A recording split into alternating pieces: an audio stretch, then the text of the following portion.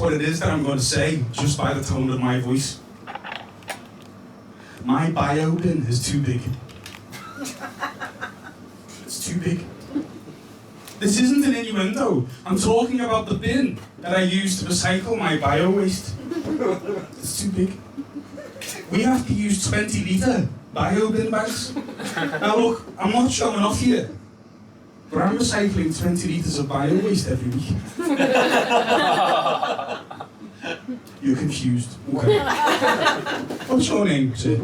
Enrique. Hey. Enrique, sorry. How big is your bio bin? In litres? Half a liter. Half a litre? Now listen, right? If you're recycling half a litre of bio waste every week, that's absolutely nothing to sniff at. If you're recycling half a litre of bio waste every week, you're doing pretty well for yourself. If someone would have come up to me when I was a kid and said, Kyle, one day you're going to be recycling half a litre of bio waste every week, I would have said, in my dreams. Can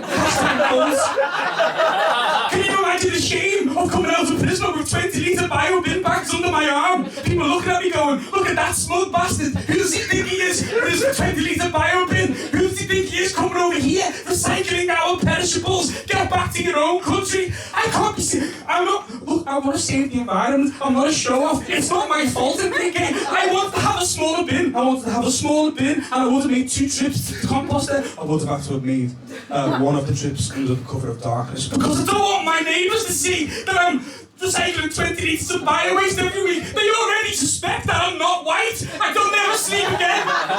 My teacher said that I would amount to nothing, Enrique. They said, you might be the kind of person that can recycle 6 or maybe 7 litres of bio waste every week, but I'm recycling 20 litres of bio waste every week, so you can shove that up your bollocks, Mrs. Henwood.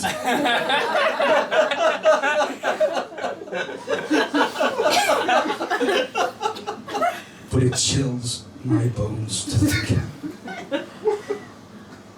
that there are people in this country who purchase 30-litre bio bags.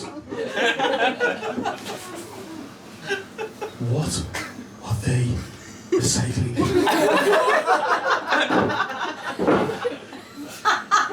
If you do not know the correct way to dispose of your beloved animals, then you do not deserve to be a pet owner. And when you use the compost that you have created with their forsaken corpses on your garden vegetables, potatoes, turnips, cherry tomatoes, as you dig through the cold, hard earth, saying, I'm a vegan, I'm a vegan. I hope when you taste the stew that you have made, you can look at yourself in the face and say, it was worth it.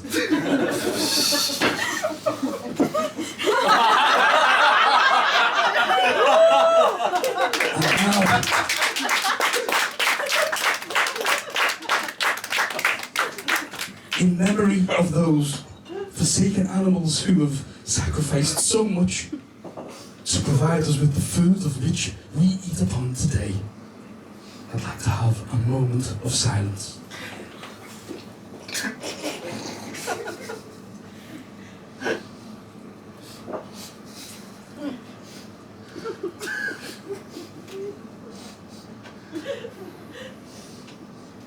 I'm so boring that I've given my wife hemorrhoids.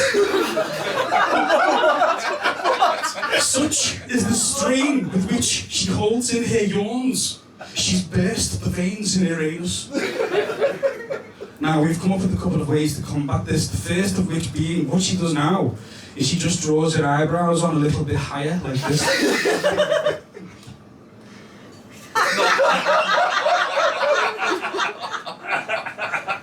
So that any time I think I've got something to say, she already looks vaguely interested. The second thing is she asked me to go to speak to a therapist, so I went, and sadly during that time, my therapist, she died. That was funny. I'm trying to build a little bit of tension here, just fucking grow up. So she died, and when I confided in her, she said to me, Kyle, that's me. Do you think she died so that she didn't have to speak to you anymore? So I needed clarification. I said, sorry, are you asking me if I, a person who's in therapy, have considered whether or not my therapist faked her own death so that she didn't have to speak to me anymore? Or are you asking me, a person who's in therapy for their self-esteem, if you think that my therapist developed cancer of her own accord and then died so she didn't have to speak to me anymore? And for the first time in 10 years, Terry looked at me. She didn't yawn. She didn't walk away. She didn't notice an unruly cobweb which needed urgent attention. She said, Kyle, did you know that your nostrils aren't symmetrical? Merry Christmas.